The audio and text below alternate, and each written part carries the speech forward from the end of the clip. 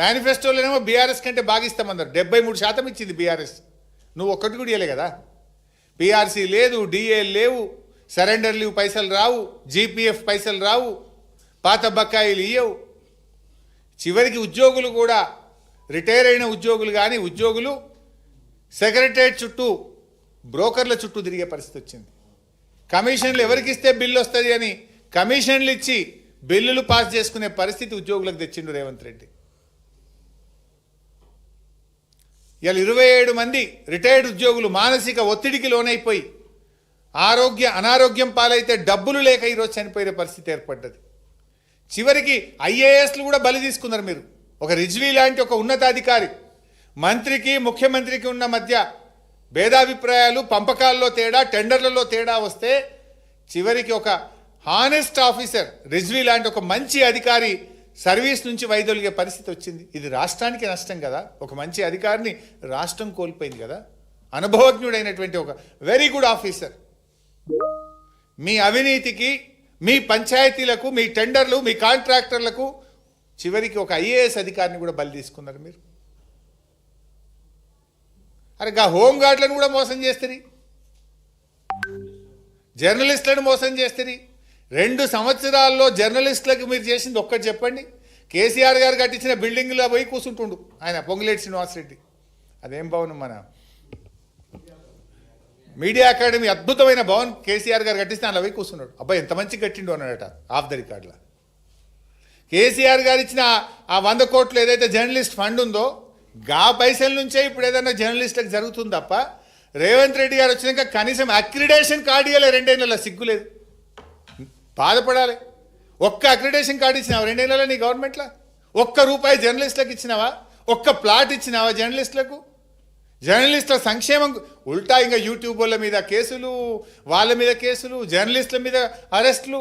ఇది కదా నువ్వు చేసింది. సాగునీటి రంగం సున్నా, గుండు సున్నా. మాట్లాడితే కేసీఆర్ గారినో నన్ను మా పార్టీ నాయకులను తిడతాడు. నువ్వు చేసింది ఏందా సాగునీటి రంగంలో? ఒక్కటి చెప్పు నాకు. అసెంబ్లీలో ఉత్తమ్ కుమార్ రెడ్డి గారు లేచి ఏడాదికి 6.5 లక్షల ఎకరాలకు నీళ్ళు ఇస్తా అన్నాడు. 2 ఏళ్ళు అయింది. మరి 13 లక్షల ఎకరాలకు నీళ్ళు ఇవ్వాలి. ఎక్కడిచ్చిందో చెప్తారా? 13 లక్షల ఎకరాలకు? 2 ఏళ్లలో తమ్మిడిహట్టి దగ్గర తట్టేడు మట్టి తీయాలి. 80% పూర్తి చేసిన పాలమూరు ప్రాజెక్టును పడావు పెట్టినరు. అసలు ముఖ్యమంత్రి పరిస్థితి ఏంటంటే దేవాదుల ఏ బేసిన్లో ఉంటుంది, బేసిక్స్ తెలియదు నాకు. దేవాదుల రివ్యూలో దేవాదుల ఏ బేసిన్లు ఉంటుంది అని అడుగుతాడు ముఖ్యమంత్రి. అది ఇంకా లైవ్ టెలికాస్ట్ టీవీలలో ఆందానికి. బంకచెర్ల ఏ బేసిన్లో కడుతుండ్రు అని అడుగుతాడు ఈయన. మాట్లాడితే నల్లమల్ల బిడ్డ అంటాడు. బంకచెర్ల ఏ బేసిన్లో ఉందో తెలియదు నాకు.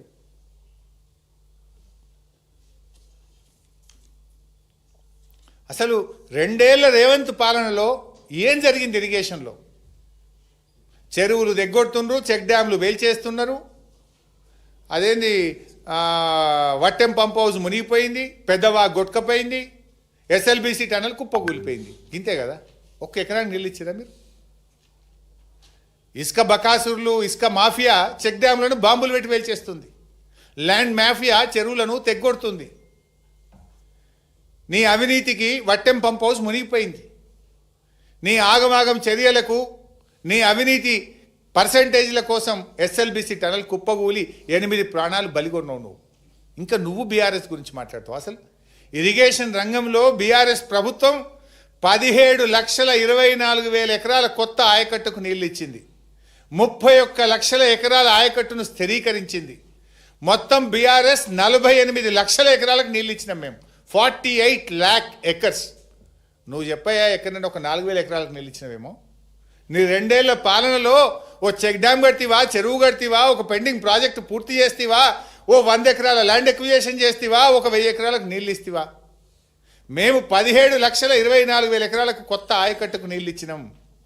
నీ పాలమూరు జిల్లాలో మిస్టర్ రేవంత్ రెడ్డి 10 లక్షల ఎకరాలకు నీళ్ళు ఇచ్చినాం మేము. I'm challenging. బీఆర్ఎస్ 10 లక్షల ఎకరాలకు పాలమూరు జిల్లాలో నీళ్ళు ఇచ్చింది. నువ్వు ఏడిచ్చినావు చెప్పు నాకు. నువ్వు కాంట్రాక్టర్ల కోసం కొడంగల్ నారాయణపేట లిఫ్ట్ పెట్టినావు. అది పాలమూరు ప్రాజెక్టులకు కవర్డ్ ఆల్రెడీ.